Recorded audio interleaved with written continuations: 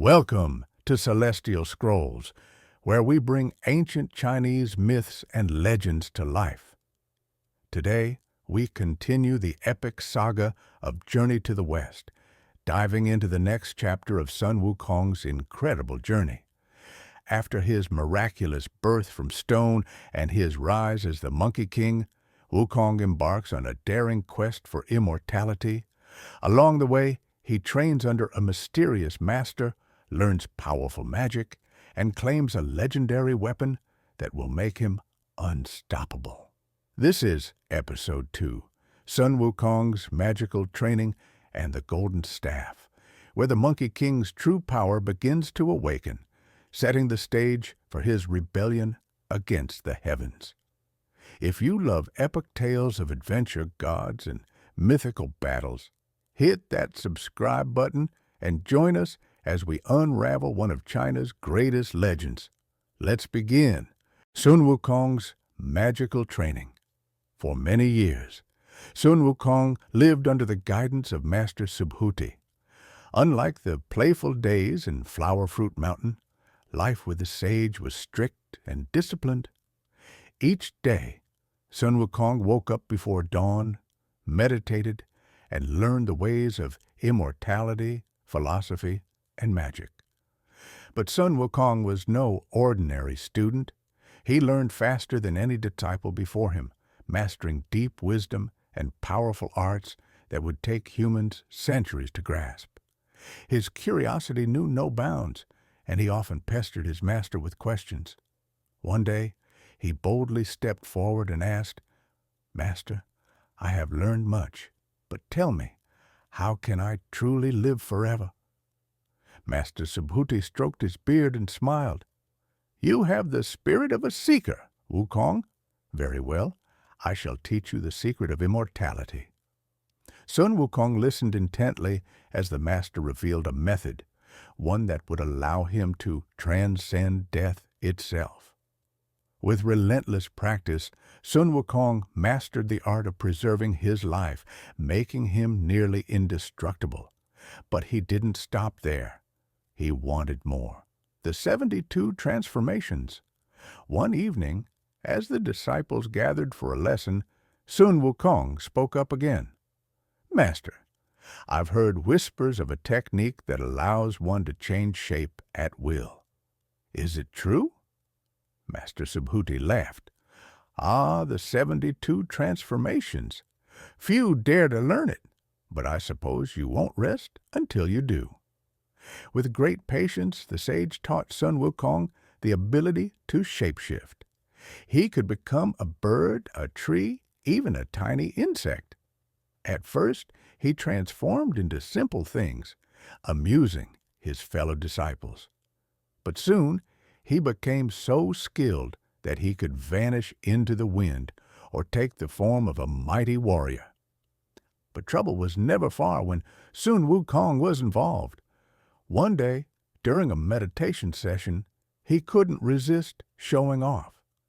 Transforming into a large pine tree right in front of his fellow students, he laughed heartily. The commotion drew Master Subhuti's attention. With a stern gaze, the sage struck the ground with his staff. "Wukong, your impatience will bring trouble upon you one day. It is time for you to leave." Sun Wukong's heart sank, but he knew his master was right. He had learned all he could from the sage. Bowing deeply, he said, "Thank you, Master, for granting me wisdom and power. I shall never forget your kindness." Master Subhuti sighed, then whispered, "Remember, never reveal that I was your teacher. Go now and be mindful of your actions." And so, with a final farewell, Sun Wukong stepped back into the world, his heart brimming with excitement. Return to Flower Fruit Mountain. Sun Wukong traveled swiftly, leaping over mountains and rivers until he reached his homeland. The moment he set foot on Flower Fruit Mountain, joyous cries filled the air. His monkey subjects had feared he was lost forever, but now their king had returned. But something had changed. Pirates and wild beasts had taken over parts of the mountain. Sun Wukong's anger burned like fire. With a single swing of his fists, he sent the intruders fleeing. No enemy could stand against him now. To celebrate, the monkeys threw a grand feast, and Sun Wukong shared stories of his adventures. Yet deep inside he felt something was missing.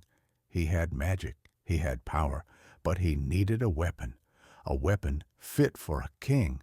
The golden banded staff, determined, Sun Wukong set off once more, this time heading to the Dragon King's palace beneath the eastern sea. He stormed through the crystal gates and faced the mighty Dragon King himself. "I am Sun Wukong, king of the monkeys. I have come for a weapon worthy of my strength." The Dragon King, surprised by his boldness, presented him with swords, spears, and halberds, but none suited him. Then an old dragon guard spoke. "There is one treasure, but it is not for mortals." Curious, Sun Wukong followed them into the deepest chamber of the sea palace. There, resting on a golden pedestal, lay a massive iron rod, the Ruyi Jingu Bang, a weapon that could grow or shrink at will. With a grin, Sun Wukong grabbed it. The moment he did, the great staff hummed with power, shrinking to fit perfectly in his hand. Swinging it effortlessly, he laughed. "Yes, this is mine." The Dragon King trembled. "That is an ancient weapon of the gods.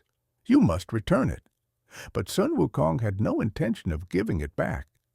He twirled the staff and declared, "From now on, this shall be the weapon of the Monkey King." Before the Dragon King could protest, Sun Wukong leaped away, vanishing into the sky, ready for his next adventure. And so, armed with immortality, magic, and an unstoppable weapon, the legend of Sun Wukong continued to grow. Little did he know, his actions had already caught the attention of the heavens. And that's the end of episode 2. Sun Wukong has unlocked incredible powers, but his journey is far from over. With his newfound magic and the legendary golden staff in hand, he's ready to take on the heavens themselves. We'll be back with episode 3 soon. You won't want to miss what happens next. To stay tuned, subscribe, and turn on notifications so you never miss a new episode. Here at Celestial Scrolls, we're dedicated to bringing you the most legendary tales of Chinese mythology. Thank you for watching, and see you next time